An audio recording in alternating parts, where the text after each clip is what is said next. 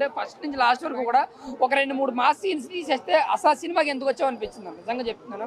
ఎందుకంటే సినిమా అంతటికి కూడా మాకు ఏదైనా నచ్చింది, ఏదైనా ప్లస్ ఉందంటే సినిమా అంతటి కూడా భీమ్స్ బీజిఎం, రవితేజ యాక్టింగ్ తప్పితే ఈ రెండు తప్పితే సినిమాలో పెద్దగా చెప్పుకోదగ్గ ఏమన్నా. ముఖ్యంగా శ్రీలీల యాక్టింగ్ ఆయన ఎంత తీసుకున్నా ఓన్లీ సాంగ్స్ కోసమే ఆవిడ తీసుకున్నట్టు అనిపించింది. ఎందుకంటే 2 సాంగ్స్లో ఆవిడ ఉన్న డ్యాన్స్ అయితే, బట్ ఆ స్టోరీ విధంగా ఏమన్నా వేరియేషన్ ఉంటుందంటే అది కూడా అంటే ఏదో కొత్తగా ట్రై చేశారు ఆ శ్రీలీల క్యారెక్టర్ని అయితే మాత్రం. బట్ రవితేజ అన్న డ్యాన్స్లు యాక్టింగ్ పరంగా అయితే చాలా అంటే చాలా ఎనర్జెటిక్గా, అంటే ఈ వయసులో చేయవలసినట్టు కాకుండా చాలా ఎనర్జెటిక్గా మైమరిపించడం చెప్పాలి.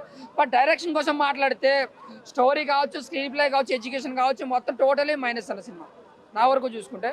సో ఓకే, ఏదో రవితేజ గారి కోసం ఒకసారి చూడొచ్చేమో కానీ ఎంజాయ్ చేసి వస్తారన్న గ్యారెంటీ అయితే మనకు తెలియదు అన్న.